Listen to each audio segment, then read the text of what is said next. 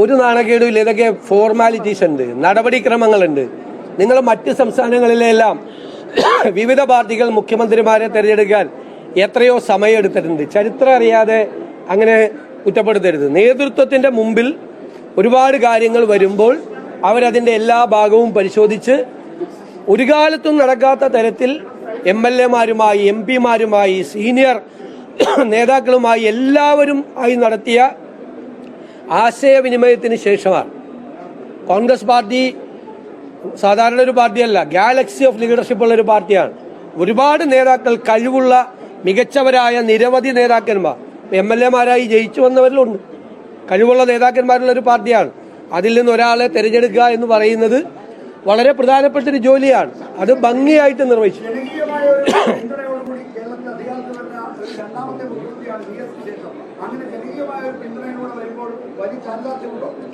അല്ല, തീർച്ചയായിട്ടും ജനങ്ങൾ പിന്തുണച്ചിട്ടുണ്ട്. ജനങ്ങൾ UDF-നെ പ്രതീക്ഷയോടുകൂടി കാണുകയാണ്.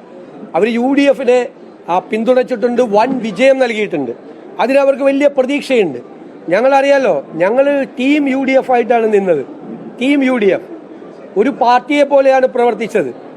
എല്ലാ നേതാക്കളും, പ്രിയങ്കരായ സാദിഖ് അലി തങ്ങൾ, ശ്രീ PK കുഞ്ഞാലിക്കുട്ടി സാഹിബ്, ഏറ്റവും സീനിയറായിട്ടുള്ള Shri PJ Joseph sir, Shri പ്രേമചന്ദ്രനും ശ്രീ ഷിബു ബേബി ജോണൊക്കെയുള്ള RSP, CP ജോൺ ഞങ്ങളുടെ UDF-ന്റെ സെക്രട്ടറി ആയിരുന്നു.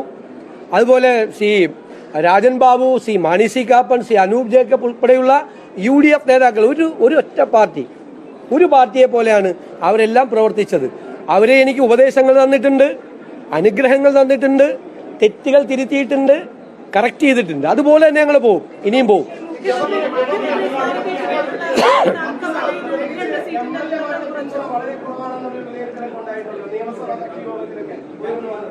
എങ്ങനെ?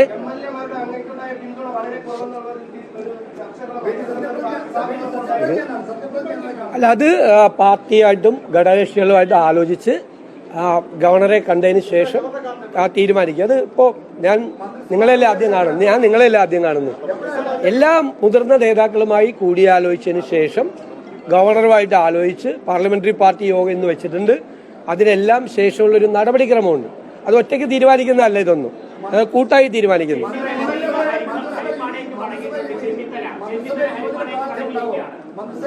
വരട്ടെ, ഞാനല്ലല്ലോ മന്ത്രിമാരെ തീരുമാനിക്കുന്നത്, കൂട്ടായിട്ടാണ് തീരുമാനിക്കുന്നത്. പാർട്ടിയാണ് മന്ത്രിമാരെ തീരുമാനിക്കുന്നത്.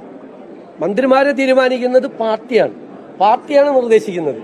ഞാനല്ല തീരുമാനിക്കുന്നത് മന്ത്രിമാരെ. എന്നോട് അഭിപ്രായം ചോദിക്കും പാർട്ടി, മറ്റു നേതാക്കളോട് അഭിപ്രായം ചോദിക്കും, എന്നിട്ട് പാർട്ടിയാണ് അത് ചെയ്യുന്നത്.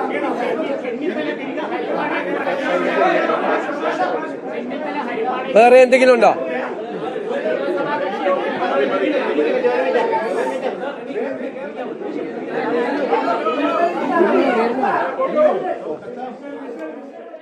നന്ദിയുണ്ട്.